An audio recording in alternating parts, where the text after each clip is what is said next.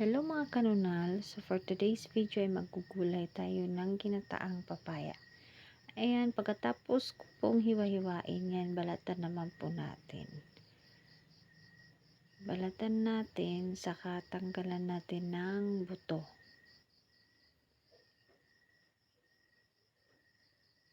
At pagkatapos hiwain naman po natin yan ng maliit, medyo manipis. Pasensya sa aming sangkalan dahil matagal na po yan, kaya ganyan na po yung kulay niya. Tsaka gamit na gamit po yung namin na yan, sangkalan. Tagtaran tawag sa amin yan. Ayan. Huwag kayong mag-alala kahit nahulog yan dyan sa lamesa, ay hugasan po muna natin yan bago iluto. Okay?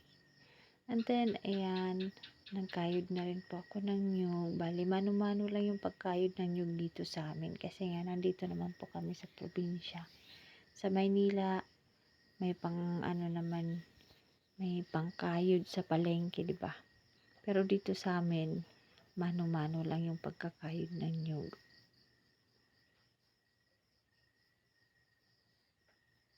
At pagkatapos ay pipigain naman natin, gagawa na tayo ng gata.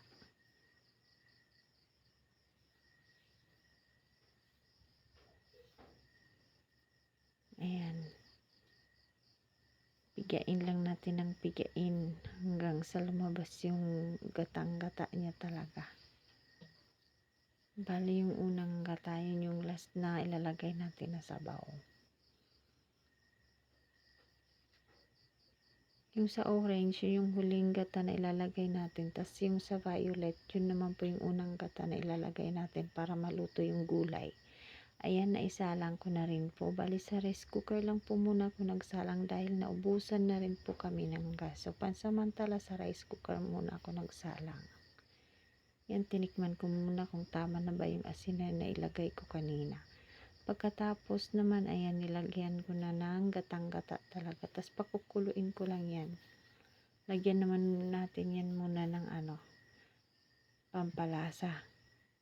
Dagdagan natin yan ng asin dahil kulang yung asin kanina, medyo matabang.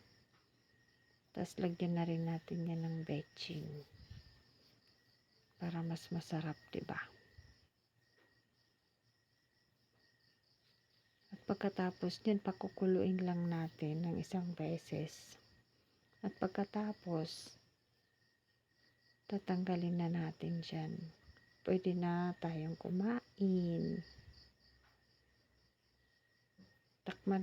Tatakpan lang sandali. Tikman natin ulit kung sakto na ba yung lasa.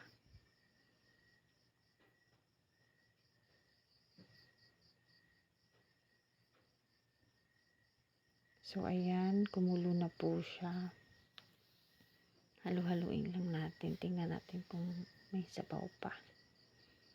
Tapos, ayan, pwede na tayong kumain. Maraming salamat po sa panonood.